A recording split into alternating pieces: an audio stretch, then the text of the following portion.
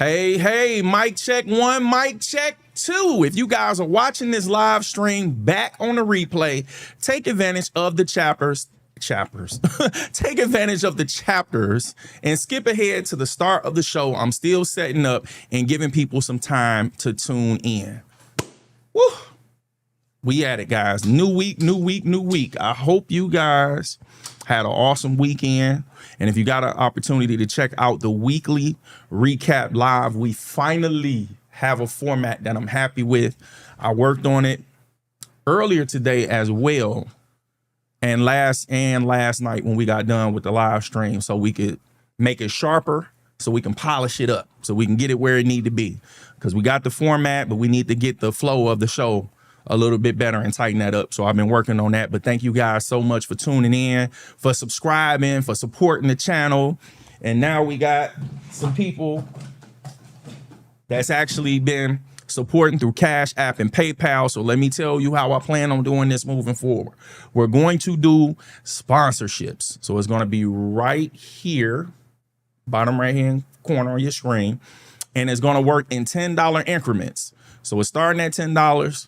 And then that person to get their name put on the screen, and it'll be there the whole show unless somebody else donates $10 better than they did. So it's going to be $10 increments. So if it's 20, if somebody donates 30 or better, then they become the sponsor.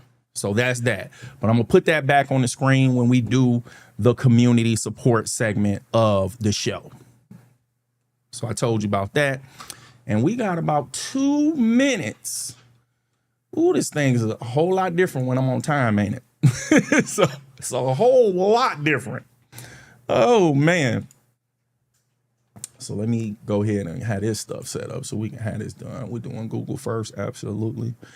Excuse me, guys. Let me go get me a bottle of water because my mouth already dry. I'm going to pull this chart up. Y'all can peek at that while I go do this.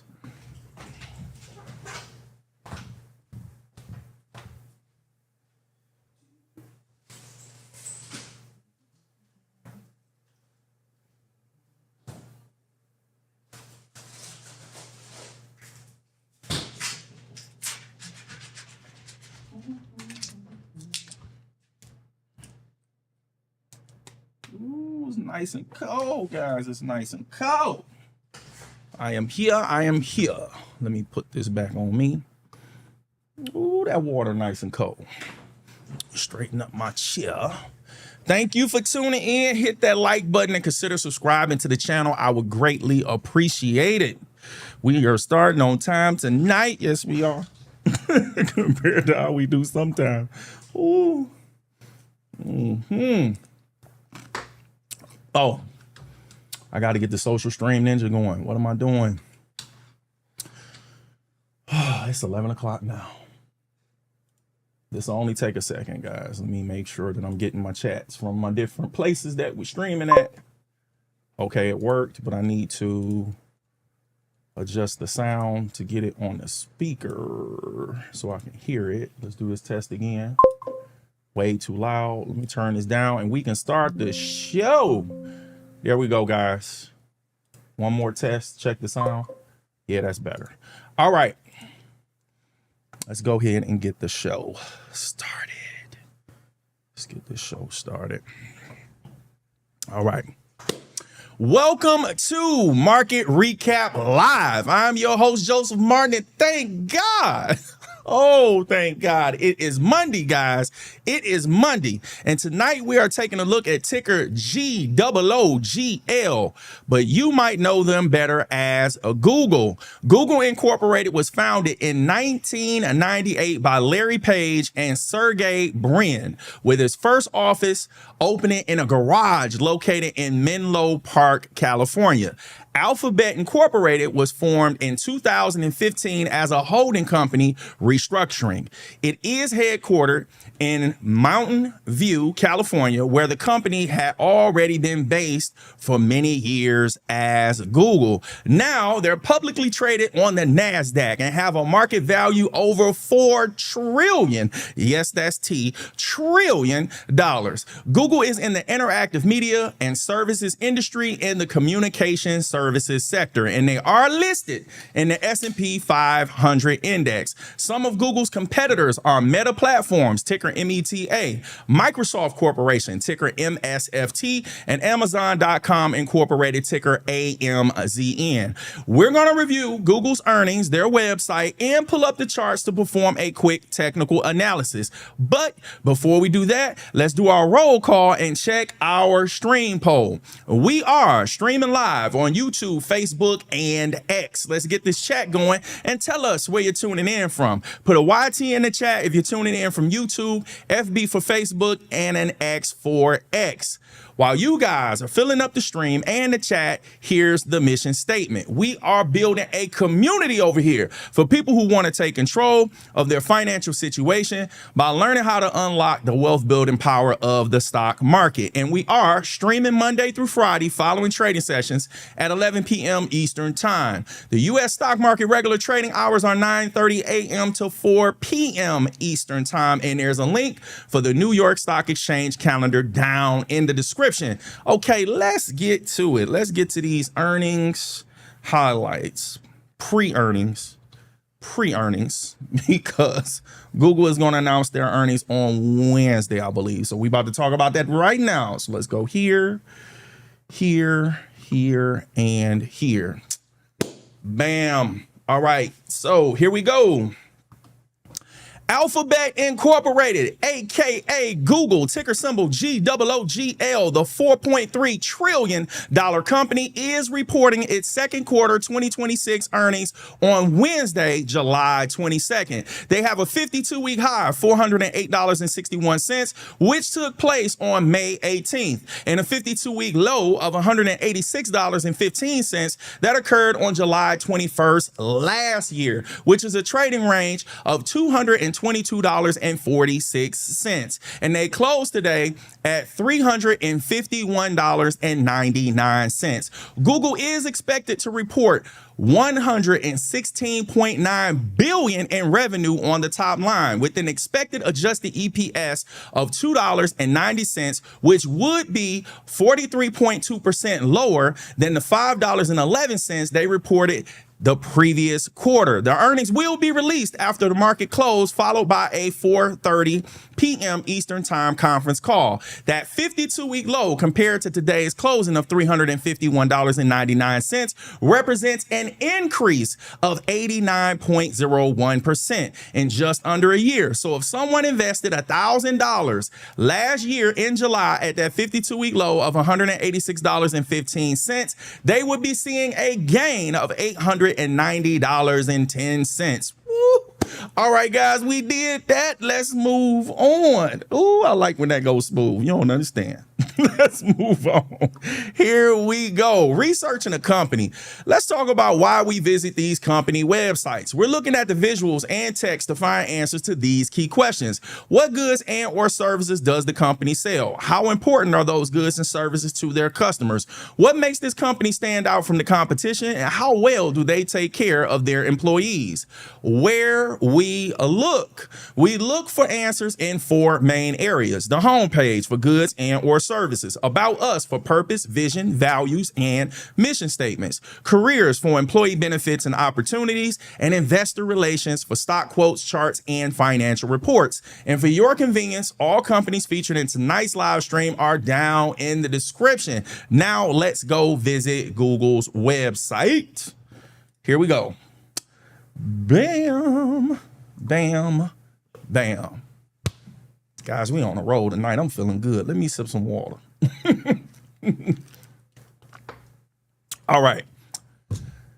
Now, on the Thinkorswim platform, guys, they have a whole different website, and I'll talk to you about that in a minute. But let's go over where we're going to go. So we're actually on google.com. Links are down in the description. We're going to go to About right here at the top where it says About. Let's go there. And this has everything we need now. So we have company info here. And I believe when we scroll down to the bottom of the page, we will see careers and we will see investor relations. I'm going to click this right quick. Let's go back. Let's scroll over this page. So here's a video reconstructing Pele's Lost Go. I don't know what that is or what's going on with that. So let's just scroll over and make sure we're zoomed in. We were not. So here we go. That'll be a better visual for you guys. Here we go. Celebrating 25 years of visual search innovation. Notebook LM is now Gemini Notebook. Google around the globe. Get the latest news from Google in your inbox. All right, let's go back to the top. I'm going to go up here to where it says company info. So our mission. So here's their mission statement.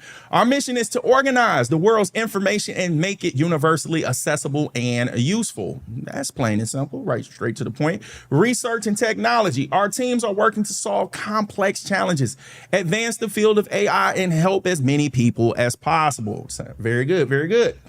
Google DeepMind, Google Research, Google Labs, Google for Developers, and Google Cloud. And here is the CEO making a statement. Why we do what we do from the beginning, our passion for building technology, our passion from the beginning, our passion for building technology for everyone has guided our work. Got it. So our story, social impact, public policy, commitments, grow with Google, outreach and initiatives, sustainability, Alphabet, investor relations. Okay, so we're going to go right here. Take me off the screen where it says careers. Guys, they put a lot of stuff on here. They live up to the Google. I'm telling you, they got a bunch of stuff on here, and I'm glad I went on here earlier to find exactly what we need. So let's scroll over this page, and then we're going to go right to benefits. So these are the different departments inside the company, our locations, find your team, benefits at Google. I didn't even scroll down here and see this. So that's easy to find. There go the benefits right there. But I'm going to show you the other way I got to it. Working at Google, and we're at the bottom. So here's how I found this benefit section. I'm sure both take you to the same place. But over here where it says job, students, right here, how we work. Can you see that? Right here it says benefits. So I believe both of those will take you to the same place. So we go there, and guys, they do a great job of breaking down the benefits of how well they take care of their employees. So I'll read this section and then we'll just browse over the other part.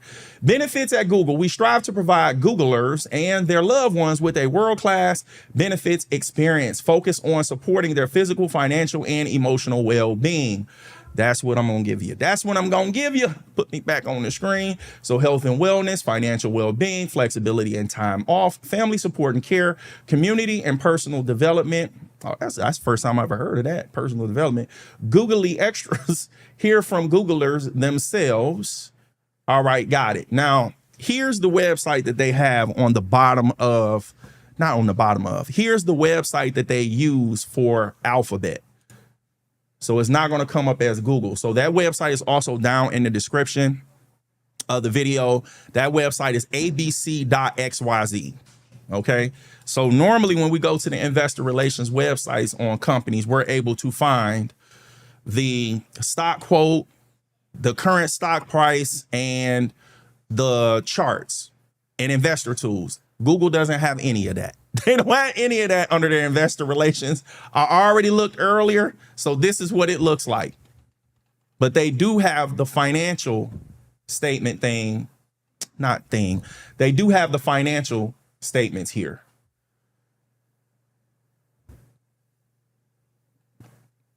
So you can pull that up. And this, we're not going to go through all this. I just want to show you that they do have that on the website. Okay. So you can go through the financial statements and things like that.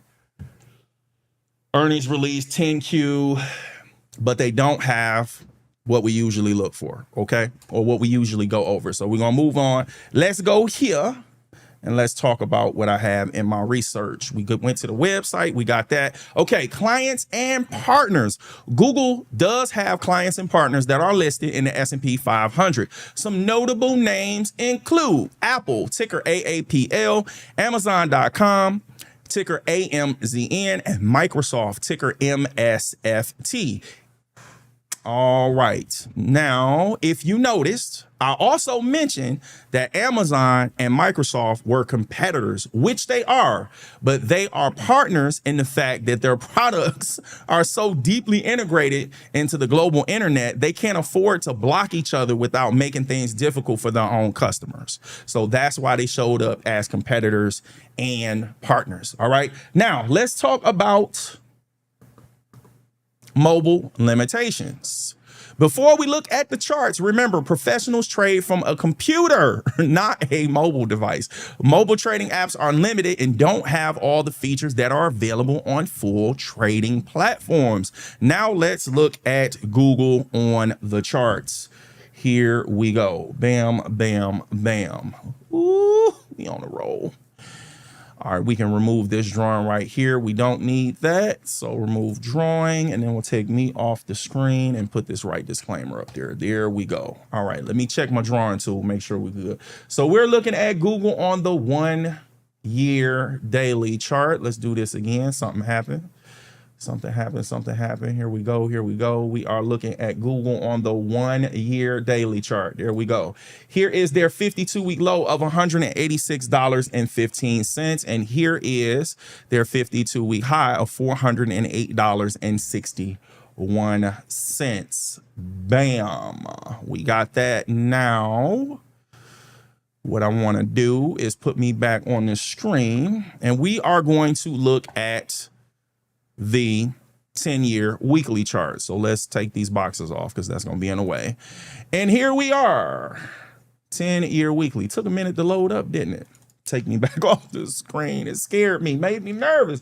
Right over here, we are looking at a 10-year weekly chart, and we do have the 10 years because we see 2016 right there. So sometimes we don't get the full 10 years. That's one of the first things I check. Here's the 10-year low of $37.18. And here is the 10-year high of $408.61, which is also the 52-week high. So it looks like they've been on a nice run for a minute. It did a little, it looks like 2022 was a down year. And then from early 2023 to 2024, then they did a pullback. So I think this area right here is going to be March. Yep. So that's March of 2025 where they did the pullback, and then they took off, did another pullback into March. That's March again this year. And then boom, took off again. I know that's a lot of arrows, but that's what I got. All right. So with the price action being up here, guys, there we go. Up here, we don't have any historical price levels to use to try to look for areas of support and resistance that are within this 10-year time frame. Okay, so let's go back to the 1 year daily chart. Ooh. Like, whoa, what's going on here? All right, so there is the 52-week high. There's the 52-week low. So let's start looking to see what's going on over here. Guys, this is going to be one for the record books right here, because they got a lot of different stuff going on here. So I need to zoom in so I can see what's going on. All right, one of the first things I'm noticing is that they had a gap from Friday to today. So let's identify that. So this is Friday's high, and then today's low. So we're going to edit those properties, turn that yellow to identify that it's a gap, and extend that out to, you already know, you already guessed it, December 1st. There we go. So we can see that. Spread this out a little bit more. Drag this down. Put our price levels. I'm only going to put the bottom, because as we downsize this, they're going to overlap. So I'll show you the edit property so you can get the top of that range. The top of that range is 350.52, and that's actually a psychological level as well. So if I write that there, it's going to move as we adjust the chart, but that is around a psychological price level. So we will put 350 there, but we're going to be moving this chart around for a minute. We're going to be moving it around quite often. So once I get situated with where we're going to get these levels, then we can go ahead and do that. So we had another gap over here. So let's focus on that one. So I was telling you guys, as we're marking up these charts, I'm starting to notice that even when these gaps are being filled, the price still seems to respond to those levels. Okay, so let's take this out to December 1st, but we're not going to mark it yellow because we've had regular hours price action that has filled that gap now. But I do want to put the low and the high of that previous gap so we can see how price is responding to it. Okay, so now when we zoom in, we can see that today, when that wick came up, ooh, this chart, when that wick came up on today's candle right here, it came into that previous gap zone. Let me go ahead and put I believe we have enough, at least for right now. It came right back into that gap zone, that gap that had been filled, and it wasn't able to close above the 9-day simple moving average. So I also look at that as resistance. So where the price is right now, it's got resistance at the 9-day simple moving average, which is 357.13. Then I'm seeing resistance based on that previous gap fill. The low end of that gap was $355.79. And then the top of that gap was $365.82. So those are 3 levels of resistance. I'm cool with that. Now we can zoom out, take those off, and let's look for some areas of support. One of those areas of support is going to be the 350.52. Then the lower end of that range is going to be 348.52. Let's see if I can find one more price level. Well, let me point this out to you. This is going to be an area of support, but it's not near it right now. Like, it's got a few dollars to lose before it get down to this 200-day simple moving average, but I would see that as support as well. So what I'm going to do, this is what I'm liking. I'm liking that one right there, that 335.85. So let me mark that and I'll explain why I like it. So the first reason I like it is because we have 2 recent candles that have tested that price level. If we had just put the line at the bottom of this wick, it would have just been one price level that reached it as far as the candles. But if we use the low on the green candle, it also intersects the wick, the lower wick on the red candle. So now we have 2 candles that have responded to that price level of $335.84. So I'm seeing that as support. Now, that ain't the only reason. So let me show you the other reason. If we go back, we look a little further back on the chart. So this was the area that we used to mark. We can see, take me off the screen, that it was also responded to right here. That price level was responded to here as support and resistance. It also was responded to here as support and resistance. So when it came back here, it was actually responding to these historical levels, but it was clear here that it was still respecting it when it came back up. Okay, so that's what I have for my support and resistance technical analysis on Google. And remember, they have earnings coming up this week on Wednesday. I'm getting this chart position how I want it to be, and then we're going to do the quote, and I'll put me back on the screen. That's cool. All right, put me back on the screen, and let's get the stock quote for Google. Here we go. Went to settings, cut on my floating data box, and let's talk about it. So Google opened today at $350.88. They had a high of $359.68. They had a low of $350.52, and they closed today at $351.99, which is a trading range of $9.16. Now, when we look at the volume, guys, they traded 24.7 million shares of this stock today. And this is bothering me because I haven't had an opportunity to put this on the screen yet. So I still want to point out the fact that this is a psychological price level right around here, guys, that $350. Okay. It even came up multiple times when we did.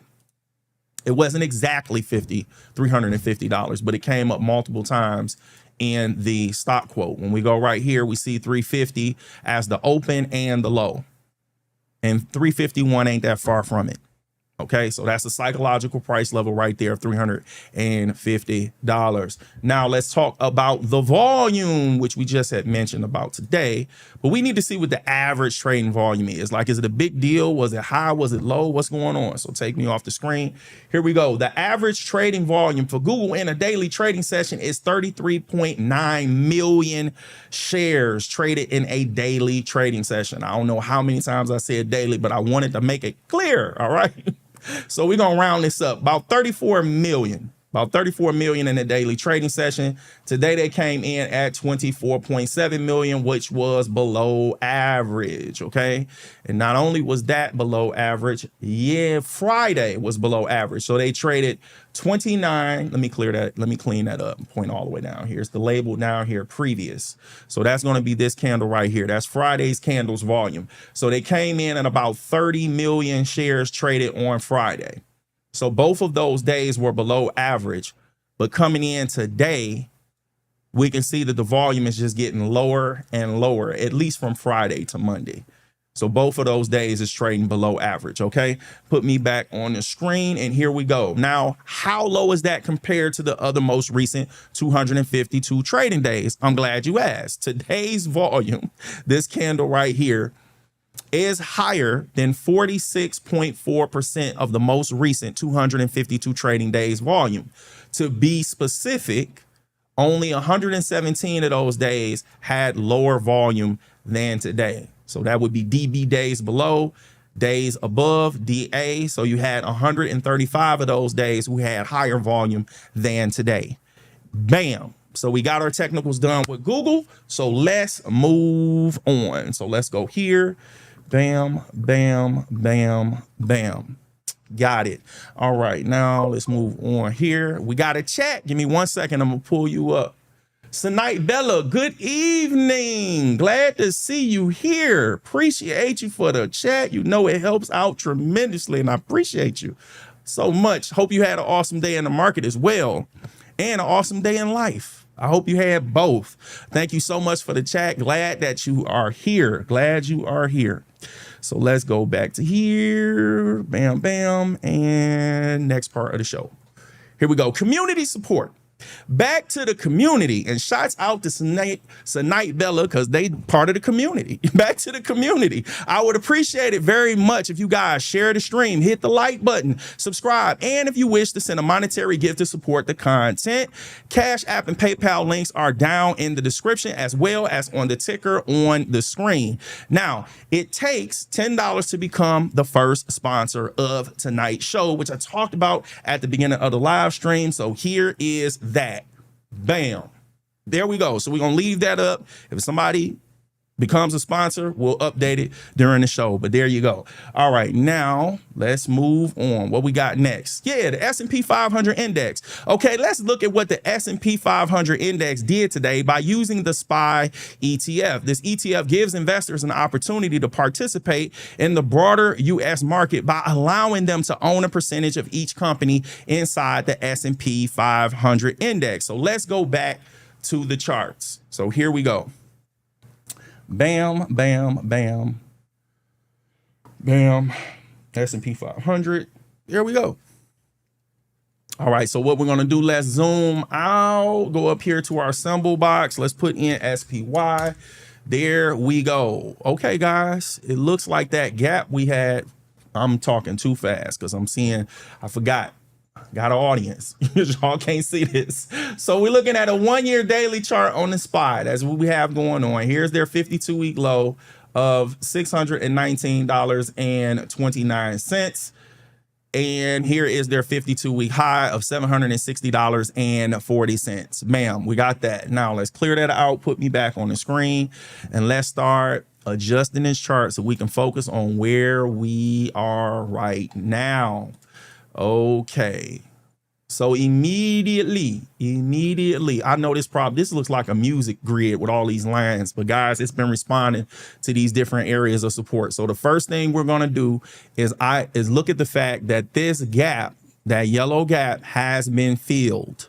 So we can go ahead and remove that. Now, I know earlier I said that they're responding to these gaps and I like to keep an eye on them and I turn them gray. But we have so many price levels here right now. I want to focus on the main price levels.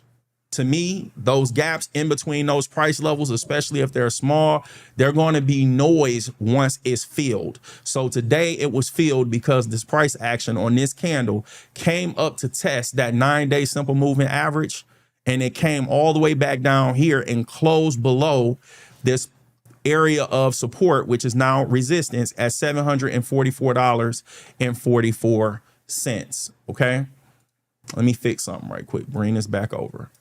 So this is what I'm saying. If we walk through this red candle of what happened, this red candle opened here.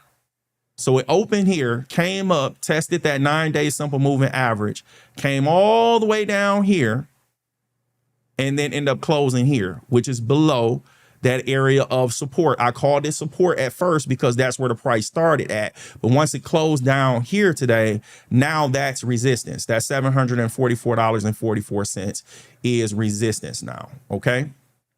So we're looking for it to trade within this zone until it breaks the area of support and resistance. This zone right here between this area.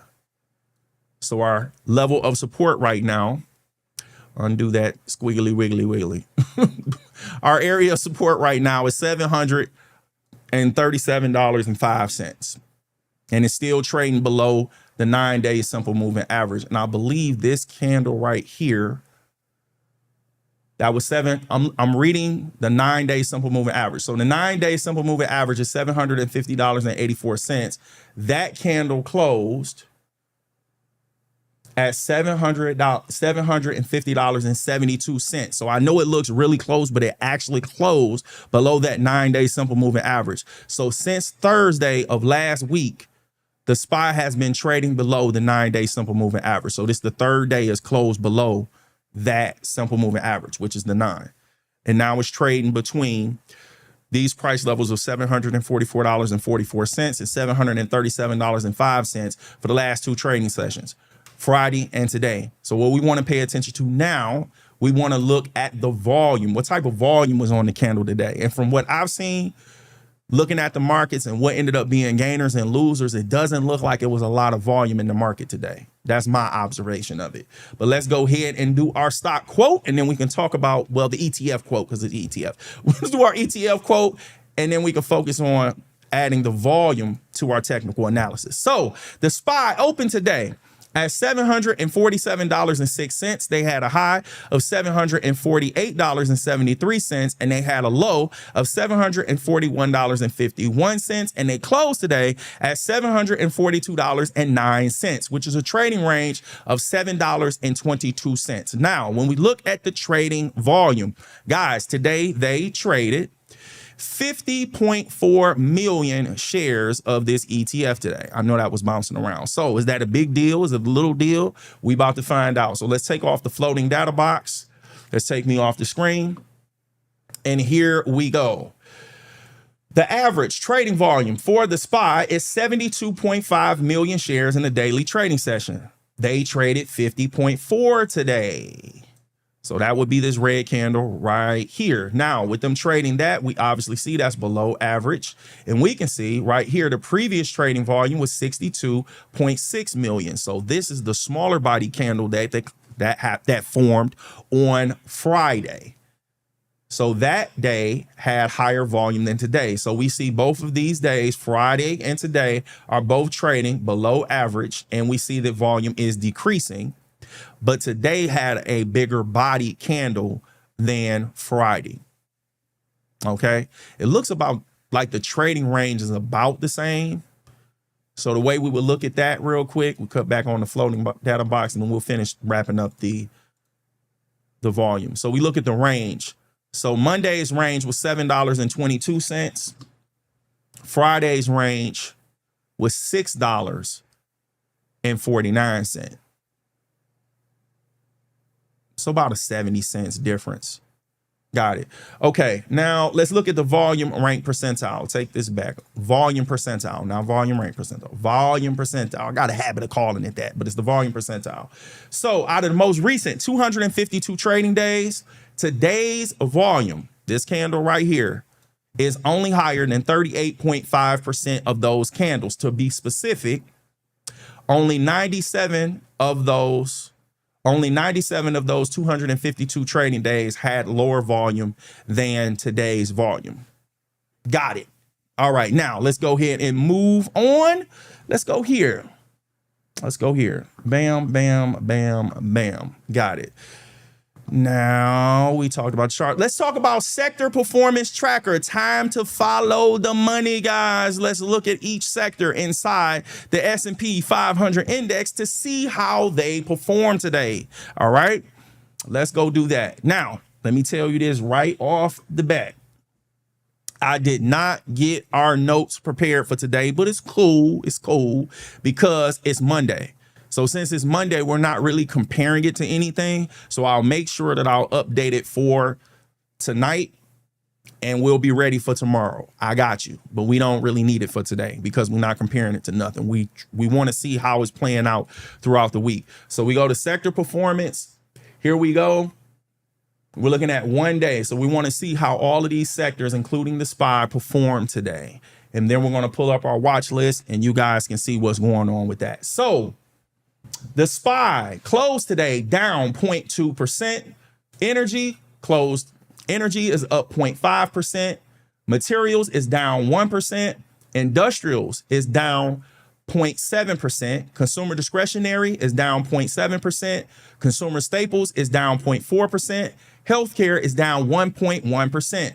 Financials is down 0.4%. Technology is up 0.1%. Communication services is up 0.1%. Utilities is down 0.5%. Real estate is down 0.4%. And the RSP is down 0.5%. All right. Now we're going to look at the top gainers and the top losers for today as far as sectors. So the quick way we can do that, we go right over here to this watch list that says State Street ETFs, percentage change. So the three top gainers, energy gain 0.45%, communication services gain 0.14%, information technology gain 0.07%. So those are our top three gainers. Our top three losers: healthcare lost 1.14%. Materials, let me make sure that's materials. I believe it's XLB. Yep. Materials lost 0.99%. And industrials, double check that. Yep. Industrials lost 0.72%. So those are our top losers and our top gainers as far as sectors. Now I'm gonna pull up my notes and show you what I'm talking about with that. But let me take that off the screen so I can pull this up and show you what I mean as far as the notes. And then we'll move on in the show. Make it quick. Market recap, sector performance. Here it is.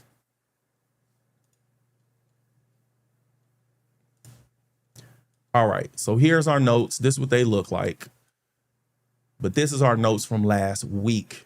I needed to save this, like put it in our data, and then we'll update it and put the information in here from today.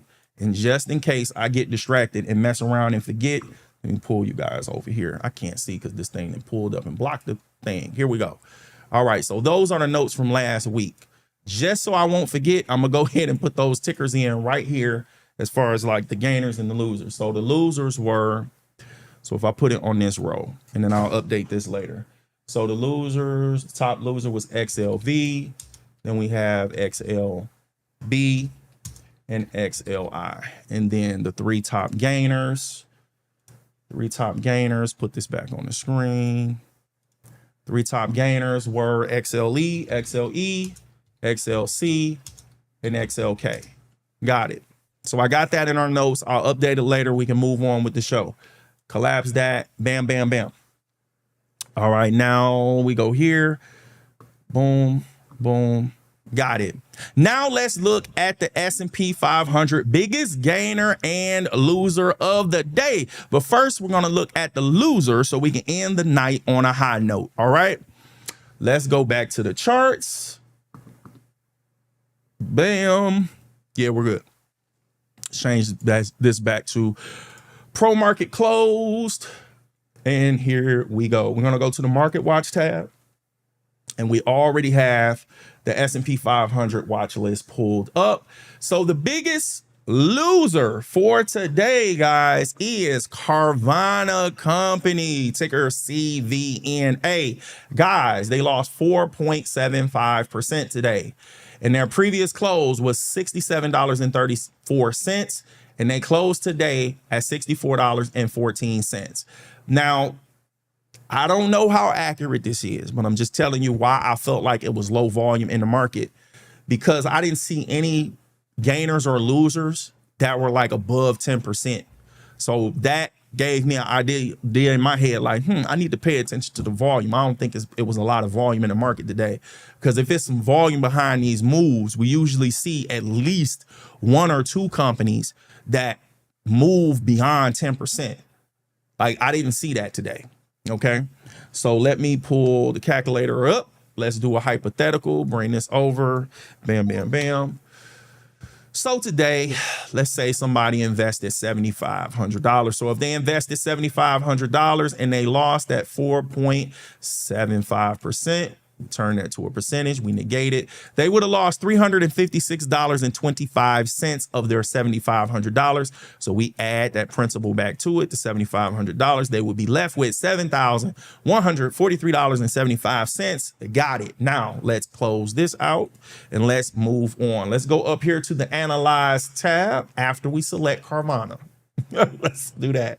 So there we go. So we see that Carvana is in the consumer discretionary sector. Okay. So we're going to see how that sector performed, the industry performed, and that sub industry performed. So let's go up here to the Market Watch tab. Then we're going to go to the Visualize tab, and we're going to take this to the S&P 500 heat map, and we are going to find consumer discretionary. That's right here, guys. Bam. So Amazon takes up a lot of space up in here. But if we close our eyes and imagine Amazon wasn't there, which is hard to do because Amazon is there. I'm seeing more red. I'm seeing more red than green. So we are inside the consumer discretionary sector, and now we are looking for the industry that Carvana is in.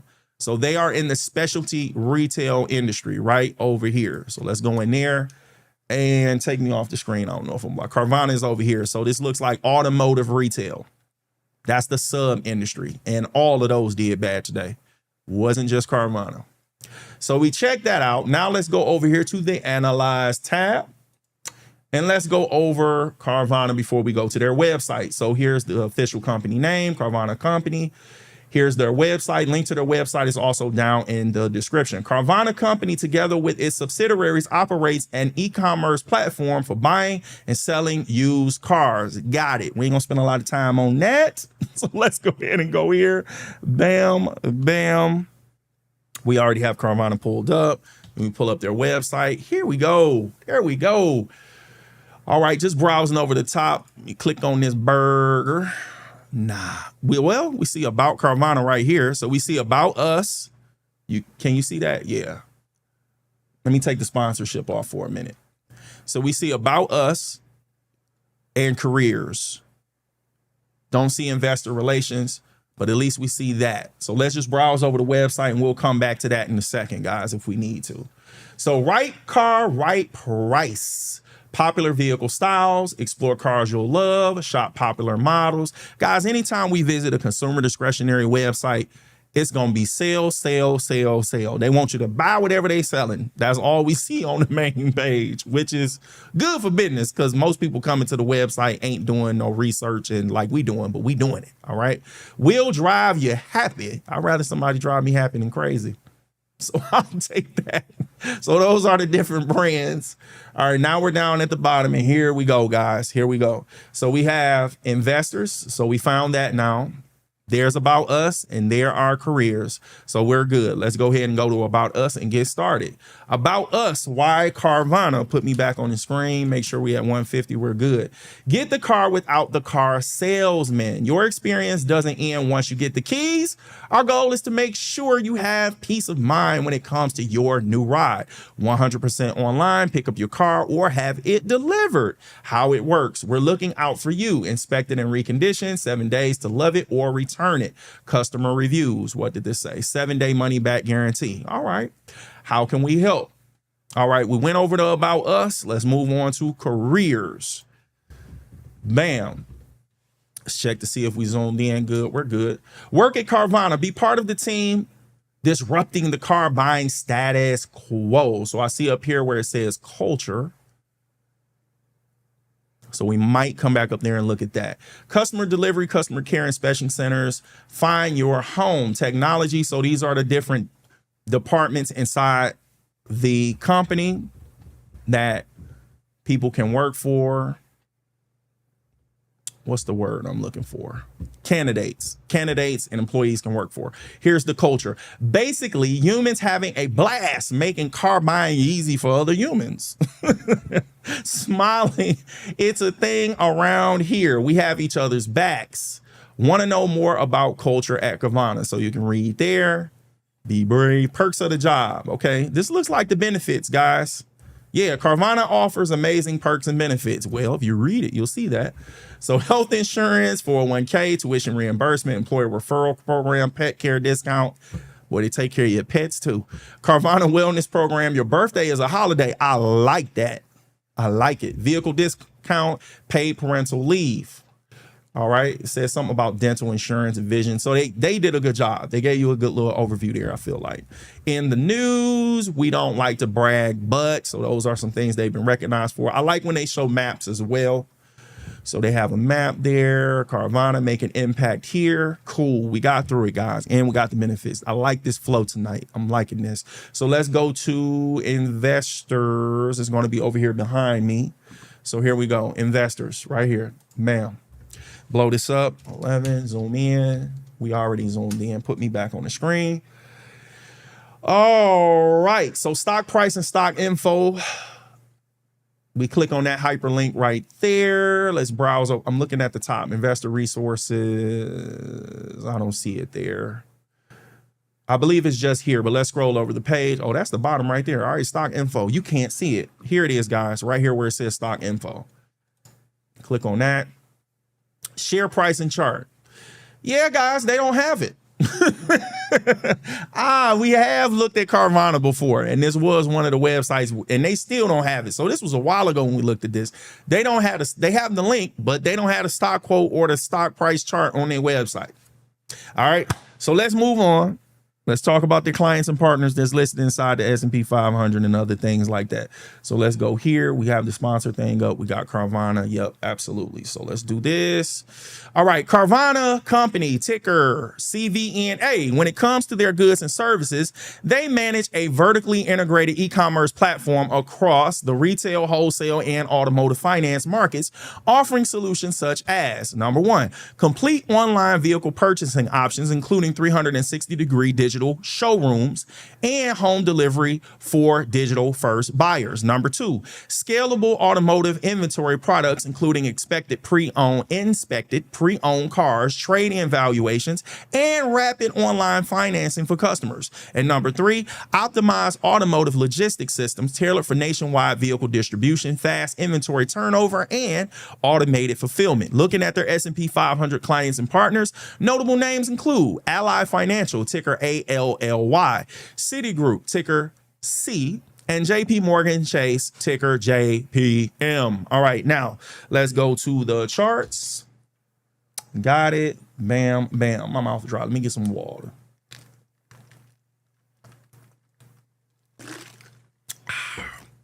Oh, that was good.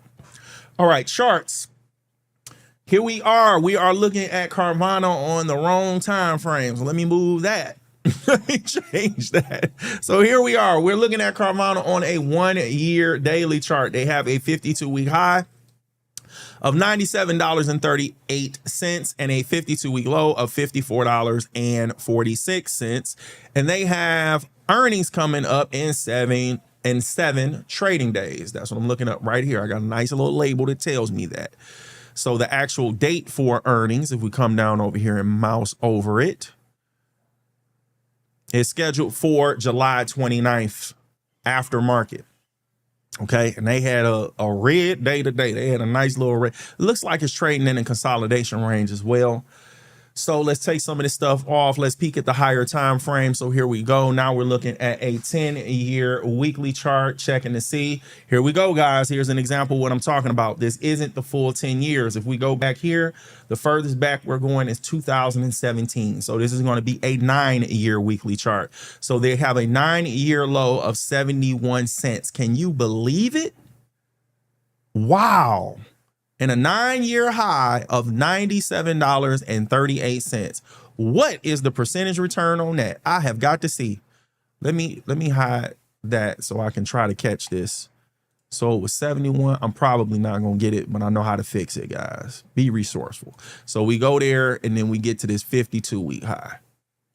So I can check to see if this is right. So if I go here, go to edit properties, it is. I did get the right one. So right here, you got 71 cents up to 97.38. So we have it when we mouse over it. Guys, that is a 13.6 thousand% gain. That's crazy. I have to pull out. I hope you ain't in a hurry because we about to pull a calculator out and do this. We about to do the math on this. Calculator. Let's say if somebody had invested $1,000. Let's get these numbers. So that's 13615. 13615 point, wait a minute. Times 13615 point, I believe that's right. 615.21%. So we hit the percentage, then we hit equal.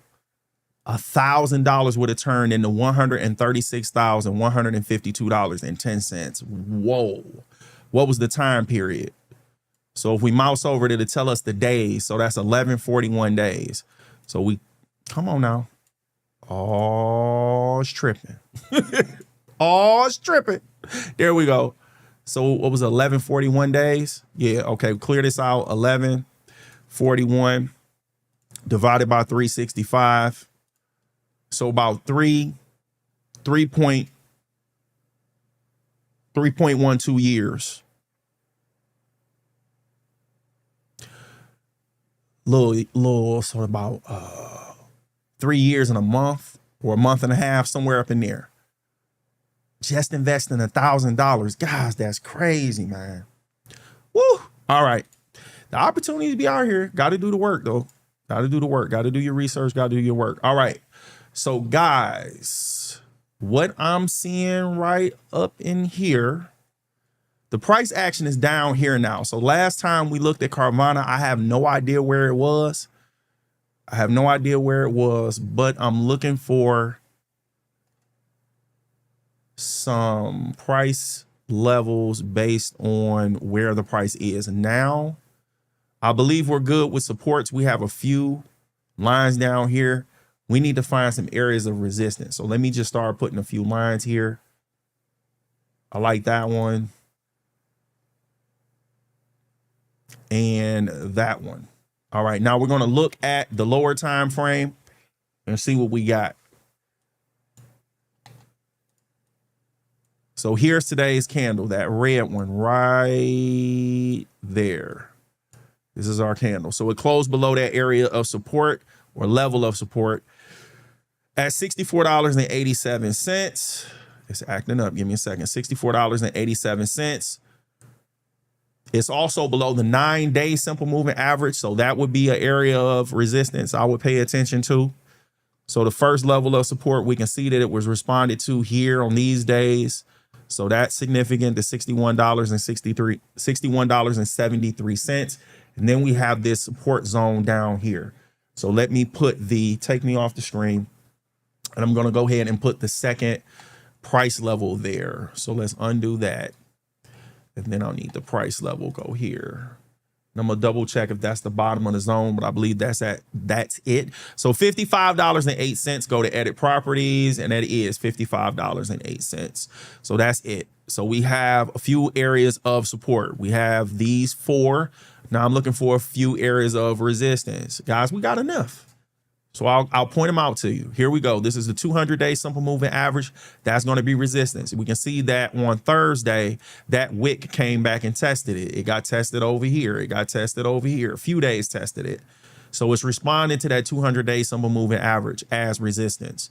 And then with the price action being in this area here, if it gets above this area of resistance, that will become support. So then we would have resistance at $67.49. Now remember, that moves because that's the simple moving average. So that's going to constantly update every day as the price goes past. But no matter where it's at, I would see that as resistance. Then the next level of resistance would be $69.20. And then the 200-day simple moving average, which will also fluctuate. And then we got 78.38. Okay.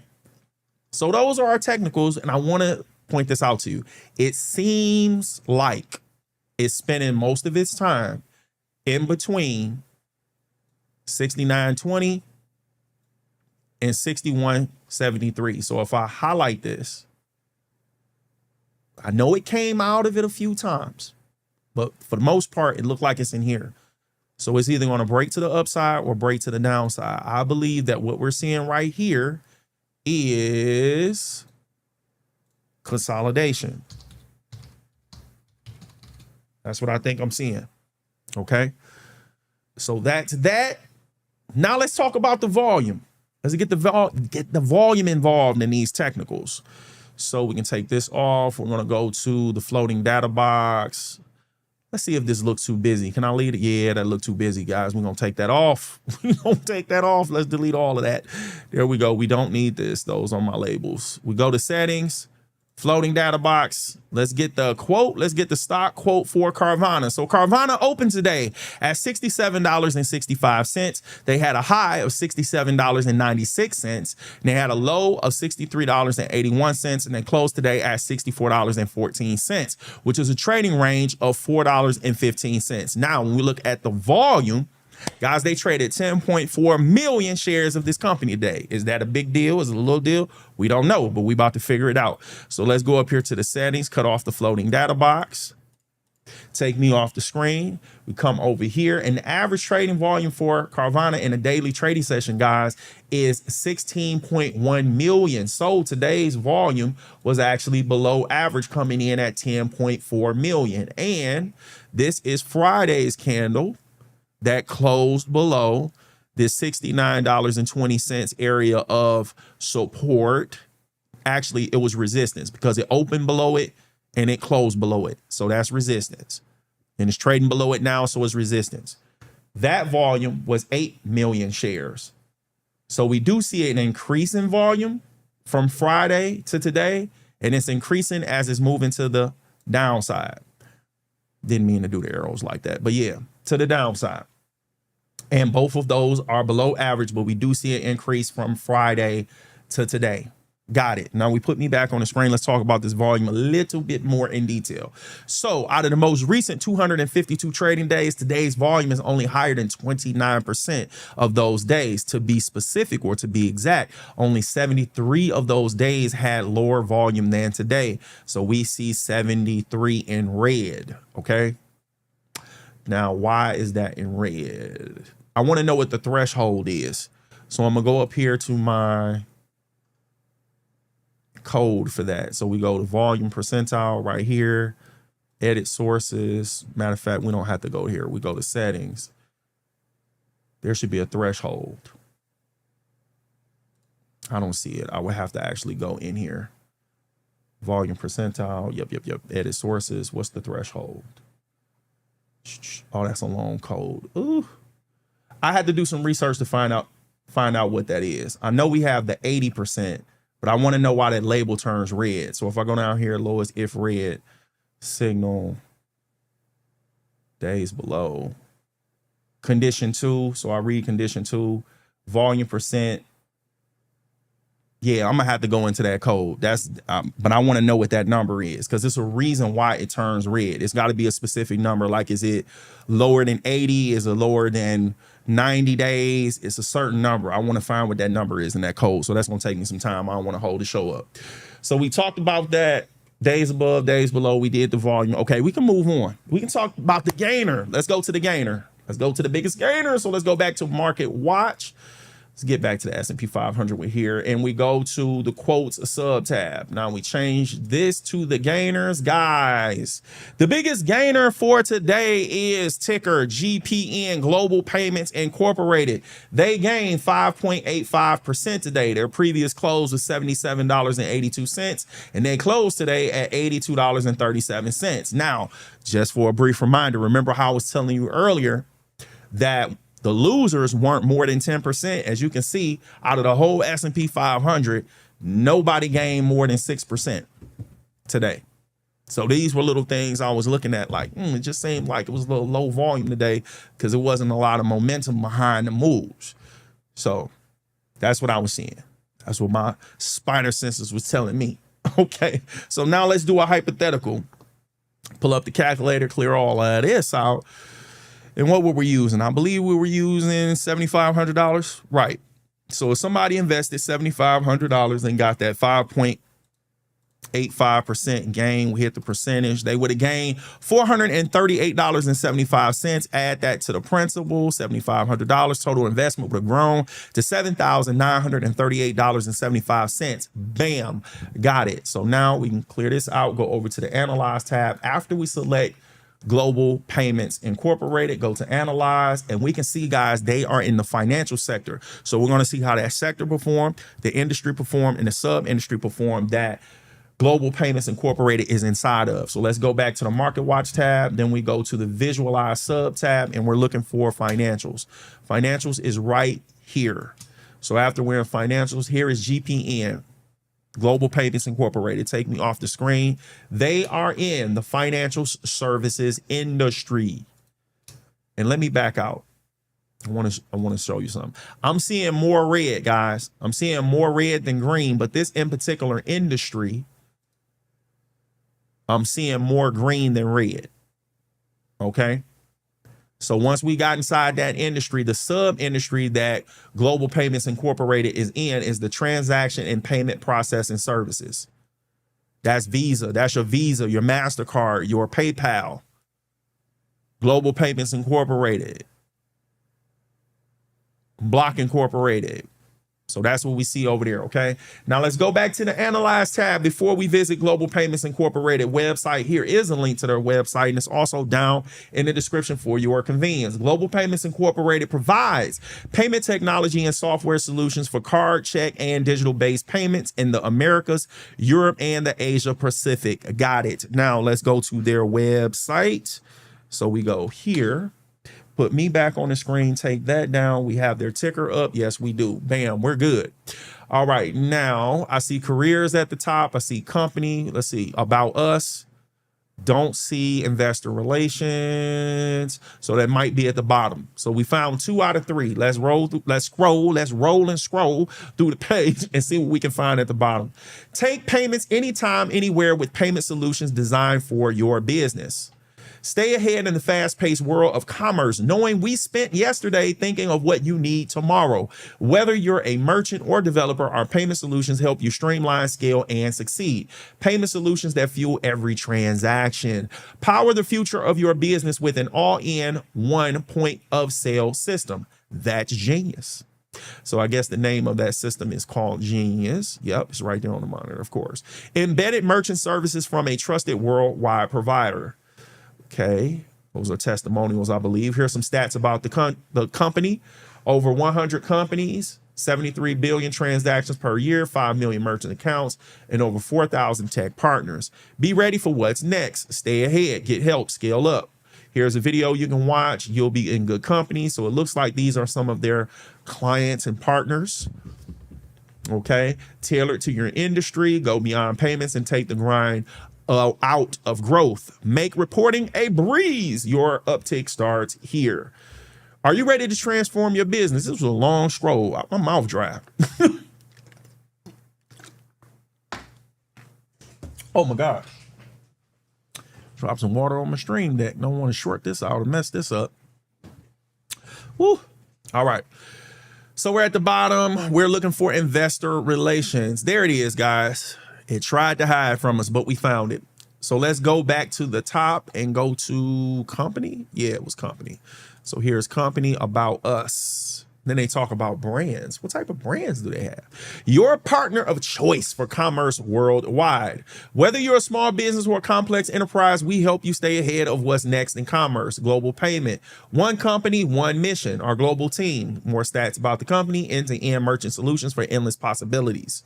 Continuing a legacy of innovation. So here is some history about the company.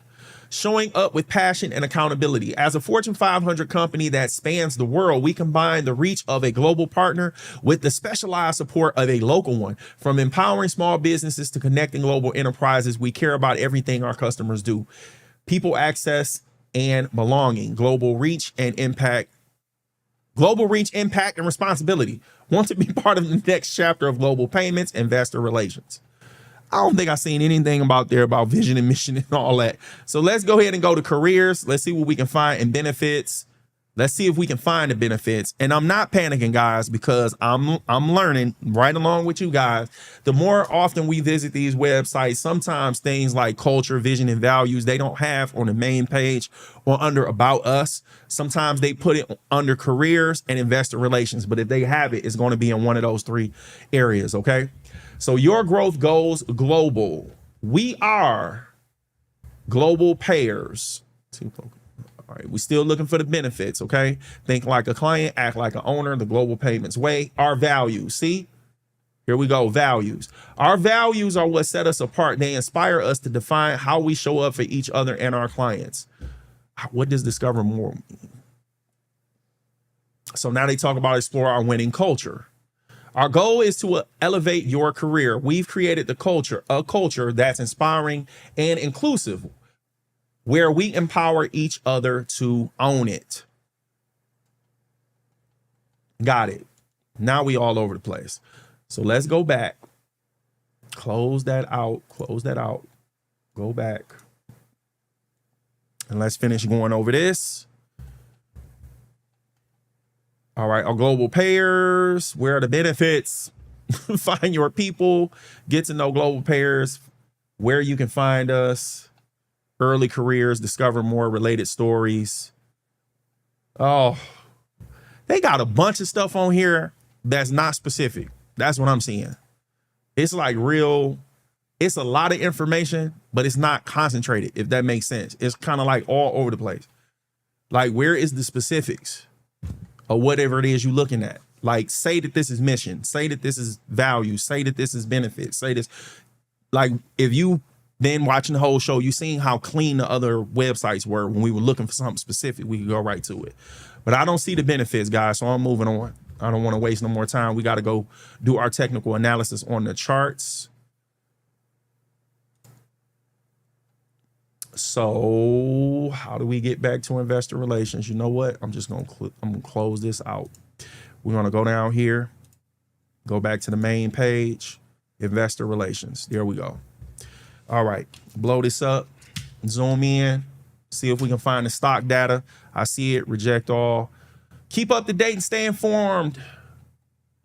Please just scroll over this and go to the bottom. I don't want to read nothing else. My mouth dry. Whew.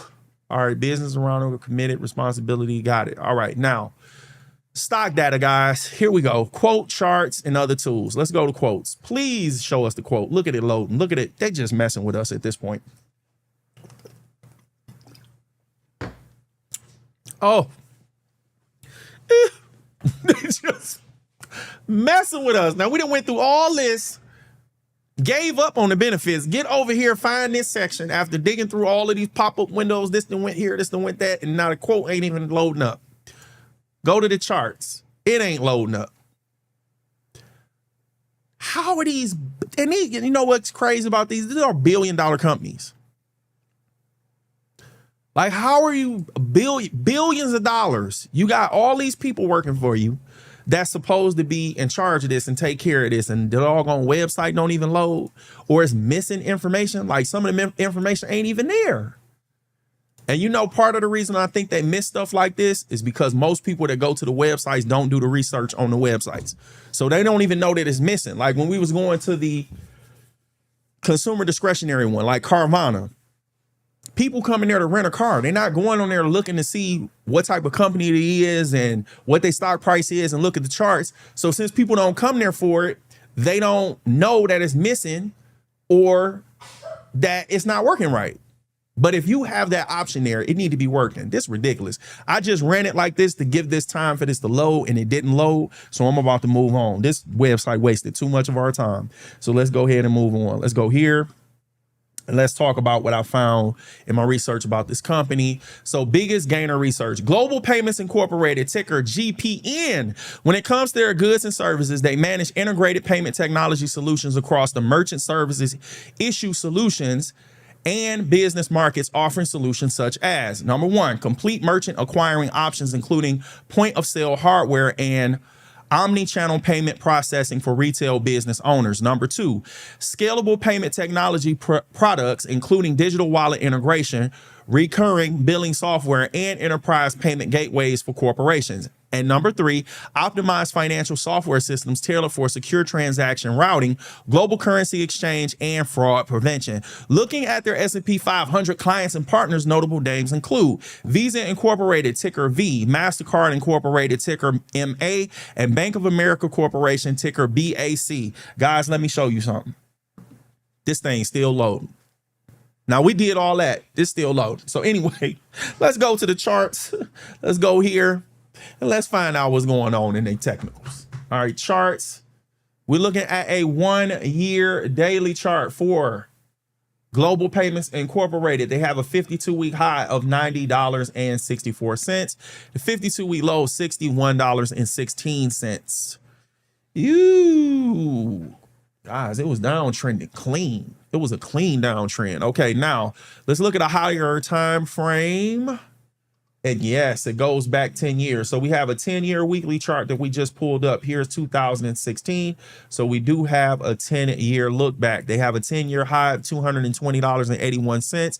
They have a 52-week low. I mean, not a 52-week low, a 10-year low that also happens to be our 52-week low. Okay.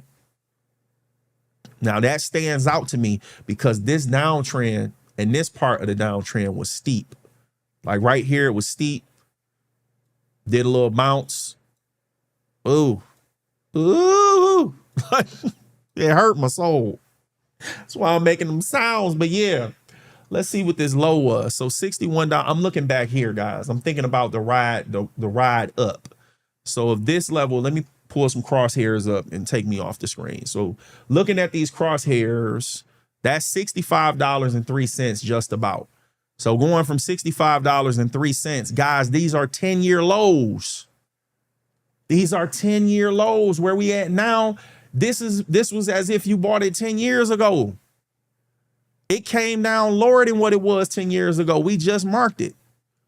That was $64.63 in as a low in November 14, 2016.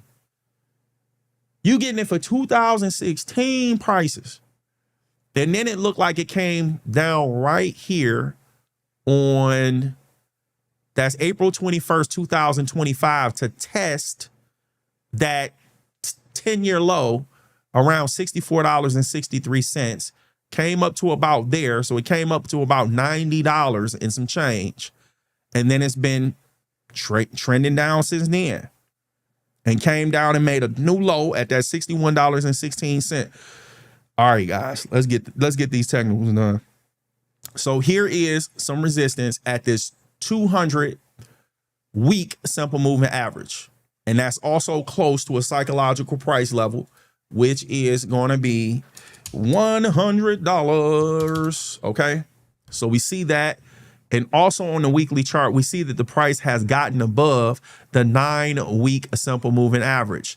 So the 9-week simple moving average is at $73.45. This is the closing price, this other green box, and you can verify that by looking up here. That's the closing price for today. $82.37.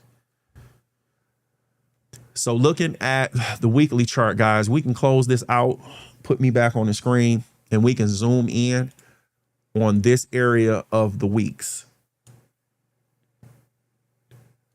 So I'm seeing that right here could be potential resistance based off weeks. I chose this price level because we get more highs and more closes that's responding to that price level at $88.77. Okay. At least in this area here.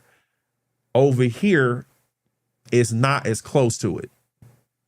But these are right there on it. So it was responding to it. Now, if we zoom out, maybe we can find something cleaner. So we would have to go back to 2017. If we go back to 2017, we can see that that's when it was responding to that price level of $88.77. Okay. 10 years ago. Crazy. All right. Zoom out, focus back in over here. So we have one area of resistance here, and it looks like it could be finding resistance right here as well, because we can see that's where it actually stopped just shy. So when it pulls up, now we're looking at the 10-year weekly chart. So these are weekly candles again. So this is going to be like a range between that $82.70 and $88.77. So what I'm going to do, I'm going to put that range there right now. So we go here, we hit that, boom. Then we take it to the top of that one. Is it that? I believe it's this red candle right here. And we can double check it. When we open this up and go to edit properties, 88. Yep, that's it. So we're going to extend this over to December 1st, 2026. And then I'm going to take this back because I want you to see how those are in that zone. So like just highlighting that zone. Okay. So now we got three price levels on the weekly chart as resistance: $82.70, $88.77, and then the 200-week simple moving average of $99.32, which is also near that psychological price level of $100. Now let's go to the lower time frames and see what we got. Look, today's candle stopped right at that zone. That was today that had did that. Now, here's what I mean by this clean downtrend. It stayed below that 200-day simple moving average, because now we're looking at the daily candles. So it popped above it a few times, but not often. So it popped above it here, and then it hit that area of resistance at that $82.70. Here, when it was testing the top of that zone, it still was trading below the 200-day simple moving average. Okay. Now these days started closing above the simple 200 simple moving average, the 200-day simple moving average. And then it found some support down here at these levels. Let me put this here. Bam. So I'm going to put it right here. Those two candles, and those two candles over here came close. So $62.24 was around the area that it found support. The wick did peak below it and make the 52-week low of $61.16. But as you know, I like to use at least two candles to identify a price level that's being respected as resistance, or not, as resistance or support. So that's why I did that. All right. So when we saw it was able to close above the 9-day simple moving average right over here, this candle, it's just been clean above it. Then it got above the 200-day, and then it created this inside day. That's also called a Harami pattern. These two candles right here, because the body of this candle can fit inside the green candle. So that was a bearish signal. And then you had, I want to call that an inverted hammer, but I don't remember if that's at the top or the bottom. I'm going to need to read my book. But long story short, this signal here is bearish. You had a long wick and it closed and opened near each other. And this was right after another bearish pattern, after a clear uptrend to where you had a Harami pattern. Okay. So then it came down and did a pullback. And then it was able to get back above not just the 9, but the 200-day simple moving average. Found the 200-day simple moving average as support, got back above the 9, and it came right back up to test that area of resistance. So that's just me walking through what I'm seeing on the charts. Okay. As far as support, where it's at right now, I'm seeing support at the 9-day simple moving average, which is at $77.23. the 200-day simple moving average, which is $74.61, which is also near another psychological price level, which now that one would be $75. $75. Okay. And as far as, we don't need that. Support. We see that when it pulled back, it found support right here. And looking back, that does look like that's another significant price level. Like right here, we see that that wick tested it. This wick tested it. Opens and closes and wicks. So $71.45, guys. Those are my areas of support. Those are my areas of resistance that I'm seeing for this company. All right, we got it. So let's clear this out. Let's do our stock quote. Let's go up here to the settings, cut on the floating data box, talk about the volume after we do the quotes. So Global Payments Incorporated opened today at $80.90. They had a high of $83.03. They had a low of $78.87. They closed today at $82.37, which is a trading range of $4.16. Now, when we look at the volume, they traded 5.8 million shares of this stock today. Is that a big deal or a little deal? We don't know. Let's find out. Take off the floating data box. Take me off the screen. The average trading volume for Global Payments Incorporated in a daily trading session is 3 million shares. So coming in at 5.8, that's roughly 6. So that's double what they usually get on average. So we do see an increase in volume as the stock is moving towards the upside. Now, Friday's volume came in at 2.8, which was below average. And that's going to be your red candle right here when it was coming back down to test the 9-day simple moving average, which it didn't actually reach during that session. So today, for it to open, let me clear some of this out. For it to open here compared to Friday is great because it opened higher than all three of these candle bodies today. During the trading session, it pulled back, but it wasn't able to get to the midpoint of that red candle's body and then end up making it all the way back up here to close near that area of resistance. That's bullish to me. At least that move. That's a bullish move to me. And we have extra volume, twice the average, twice the volume you have compared to average. We just looked at that. So that ain't a fluke. Now let's look at the volume percentile. So out of the most recent 252 trading days, guys, today's volume was higher than 96.4% of those days. To be exact, only 9 of those days had higher volume than today. And this wasn't even around earnings, guys. They don't have earnings for the next 12 trading days. Let me pull this. Yeah. They don't have earnings until then. And it has a question mark on it. So it seems like they don't have the date locked in yet or the time locked in. Something about the question mark. I don't know if that's the date or the time that they haven't figured out yet, but that's why it's got the question mark. Okay. So yeah, guys, we did it. We did it. I think we had a great show. Let's go ahead and go here, go there, go here, go here. Yeah, we good. So we'll go ahead and close this show out and call it a night. You already know. I hope that you learned something and I hope that you earned something. Thank you guys for joining me tonight. This Sunday, July 26th at 9 p.m. Eastern Time, we're reviewing this week's biggest gainers and losers, market sentiment, market volatility, S&P 500 sector performance, and creating a watch list for upcoming earnings. Make sure you keep tuning in weekdays following the market trading session at 11 p.m. Eastern Time. Take care and God bless.